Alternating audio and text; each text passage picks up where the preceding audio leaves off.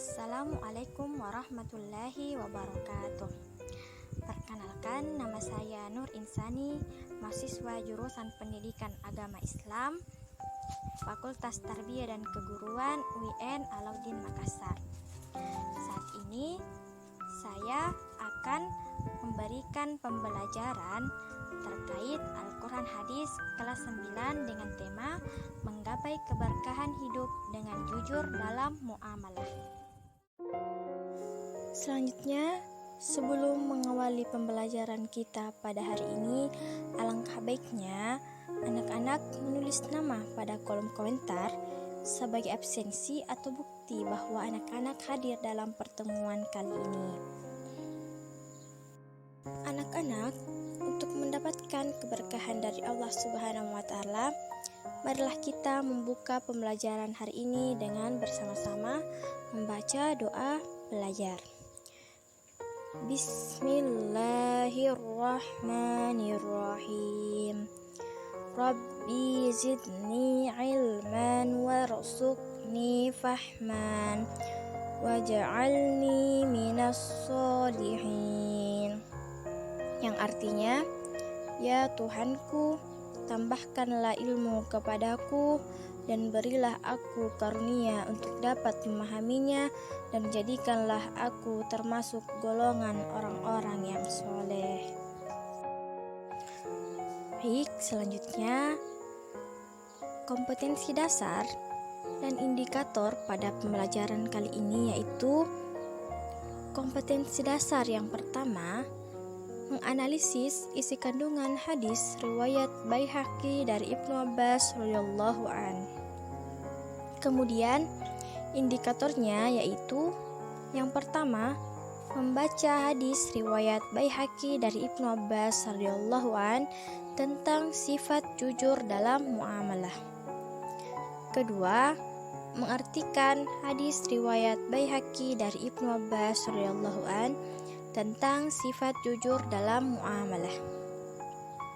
Ketiga, menganalisis isi kandungan hadis riwayat Baihaqi dari Ibnu Abbas radhiyallahu an tentang sifat jujur dalam muamalah. Yang keempat, menyimpulkan isi kandungan hadis riwayat Baihaqi dari Ibnu Abbas radhiyallahu an tentang sifat jujur dalam muamalah. Adapun tujuan pembelajaran kita adalah setelah mengikuti pembelajaran, diharapkan siswa dapat pertama, melafazkan hadis riwayat Baihaqi dari Ibnu Abbas radhiyallahu an tentang jujur dan muamalah. Kedua, mengartikan hadis riwayat Baihaqi dari Ibnu Abbas radhiyallahu an tentang sifat jujur dalam muamalah. Yang ketiga, menganalisis isi kandungan hadis riwayat Baihaqi dari Ibnu Abbas radhiyallahu an tentang jujur dalam muamalah. Yang keempat, menyimpulkan isi kandungan hadis riwayat Baihaqi dari Ibnu Abbas radhiyallahu an tentang sifat jujur dalam muamalah. Baik, pembelajaran kita hari ini adalah membahas tentang hadis yang diriwayatkan oleh Baihaqi dari Ibnu Abbas radhiyallahu an. Dan sebelum kita membahas tentang hadis tersebut, anak-anak silahkan memperhatikan gambar yang ditampilkan terlebih dahulu. Gambar yang pertama adalah gambar timbangan. Kemudian gambar kedua menunjukkan seorang pedagang dan pembeli.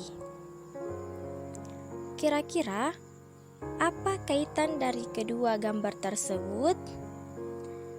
Dan apa yang anak-anak pikirkan dari kedua gambar itu? Sebelum anak-anak menjawab pertanyaan tersebut, simaklah materi yang akan kakak sampaikan. Bahasan kita hari ini adalah membahas tentang hadis yang diriwayatkan oleh Baihaqi dari Ibnu Abbas radhiyallahu anhu. Adik-adik, untuk mendapatkan keberkahan dari Allah Subhanahu wa taala, marilah kita membuka pembelajaran hari ini dengan mengucapkan basmalah. Bismillahirrahmanirrahim.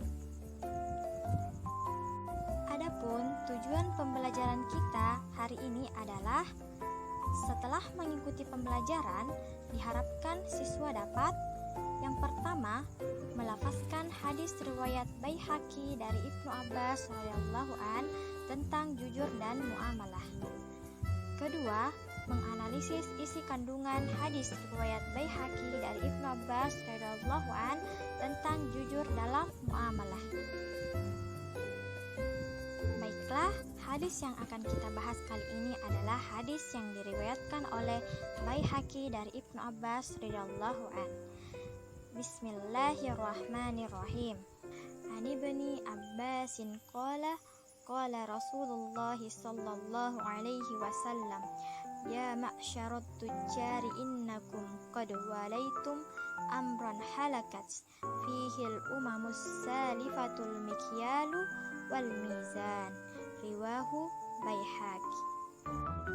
Artinya, dari Ibnu Abbas radhiyallahu anhu berkata, Rasulullah Shallallahu Alaihi Wasallam bersabda, wahai para pedagang, sesungguhnya kalian menguasai urusan yang telah menghancurkan umat terdahulu, yakni takaran dan timbangan. Hadis riwayat Baihaqi. Adik-adik yang dirahmati oleh Allah Subhanahu Wa Taala, marilah kita bahas isi kandungan hadis yang diriwayatkan oleh Baihaqi dari Ibnu Abbas radhiyallahu anhu. Hadis ini dimulai dengan kandungan, ya ma'syarat tujar, wahai para pedagang. Hadis ini merupakan peringatan